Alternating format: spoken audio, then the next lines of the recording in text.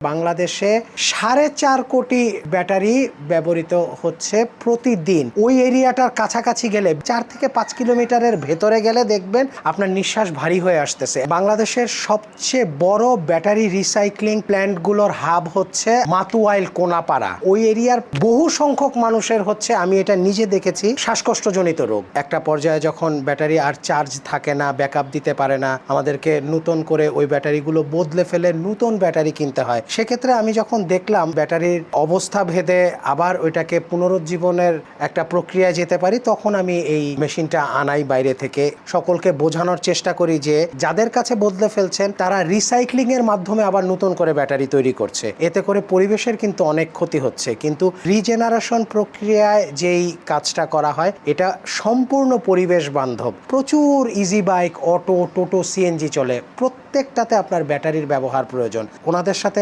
কথা বলার সময় আমি জানতে পারি যখন এগুলো নষ্ট হয়ে যায় কিংবা ডেড হয়ে যায় কিংবা ঠিকমতো ওইটার সাপোর্ট পাচ্ছে না ব্যাটারি থেকে, তখন ওনারা মারাত্মক ধরনের আর্থিক ক্ষতির সম্মুখীন হয়। ব্যাটারি রিসাইক্লিং প্ল্যান্টগুলোর হাব হচ্ছে মাতুয়াইল কোনাপাড়া। আনঅফিসিয়ালি ওদের সাথে খোঁজ নেওয়া শুরু করলাম। আমি নিজে ইন্টারনেটে ঘাটাঘাটি শুরু করলাম। সব কিছু আমি গবেষণার মাধ্যমে বের করলাম। এই ধরনের একটা সিস্টেম ডেভেলপ করা যায় যেটা হচ্ছে রিসাইক্লিং এর দিকে না গিয়ে রিজেনারেশনের দিকে যাই, তাতে করে সেটা পরিবেশের জন্য অত্যন্ত ভালো এবং মানব দেহের জন্য ভালো। আল্লাহর রহমতে এখন যারাই জানে, যারাই এগুলো করিয়ে নিয়েছে, তাদের মাধ্যমে আরো 2-4-5 জনের কাছে খবরটা যাচ্ছে এবং যাদেরকে আমি করে দিয়েছি তাদের সেবাটাই আমার মূল উদ্দেশ্য। যখন আমি নিজে নিজে গবেষণা করা শুরু করলাম যে বাংলাদেশে কি পরিমাণ ব্যাটারি ব্যবহৃত হয়, দেখলাম বাংলাদেশে শুধুমাত্র নিবন্ধিত যানবাহনের সংখ্যা প্রায় 40 লাখ। বেশ কিছু ম্যানুফ্যাকচারের সাথে কথা বলে তাদের থেকে প্রাপ্ত তথ্য উপাত্ত সংগ্রহের পরে আমি দেখলাম যে বাংলাদেশে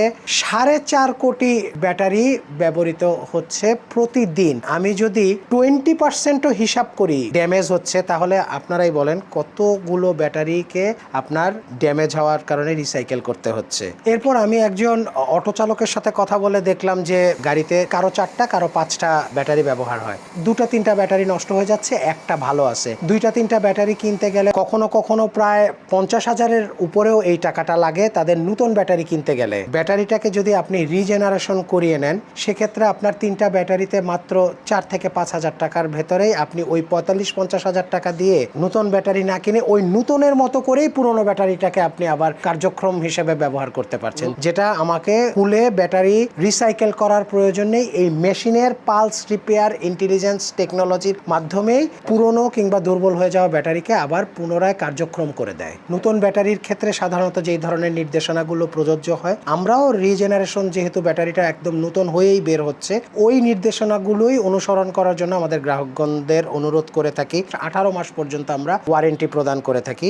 লিথিয়াম ব্যাটারি ব্যতীত যে কোনো ধরনের পাউডার এবং পানির ব্যাটারি যেগুলোতে সেল ড্যামেজ নেই, এছাড়া যত ধরনের ব্যাটারি আছে, যে কোনো যানবাহনের ব্যাটারি, লঞ্চ কিংবা জাহাজে ব্যবহৃত যেই ব্যাটারিগুলো, এগুলোর দাম প্রায় 2 থেকে 2.5 লক্ষ টাকা। সেই ব্যাটারিগুলোকে আমি মাত্র 4-5 হাজার টাকা করে নতুন জীবন দিয়ে আবার নতুনের মতো ব্যবহারযোগ্য করে দিচ্ছি। যারা দিনমজুর আছেন তারা হঠাৎ করে ব্যাটারি নষ্ট হয়ে গেলে কিংবা দুর্বল হয়ে গেলে কিংবা পুরোপুরি ডেড হয়ে গেলে নতুন কিনতে যেই পরিমাণ অনেক টাকার প্রয়োজন হয়, সেটা না করেই আমাদের সার্ভিস সেন্টারে নিয়ে আসলে পুনর্ব্যবহারযোগ্য করে দিয়ে পূর্বের ন্যায় ব্যবহার করার মতো উপযোগী করে দিব। ব্যাটারি কিনেছেন মাত্র কয়েক মাস, অথচ কাঙ্ক্ষিত মাইলেজ পাচ্ছেন না, এক্ষুনি আমাদের কাছে নিয়ে আসুন। আমরা সমস্যা যেখানেই থাকুক না কেন রিজেনারেশন প্রক্রিয়ার মাধ্যমে আপনার ব্যাটারিটিকে পুনরায় নতুনের মতো করে দিব ইনশাল্লাহ।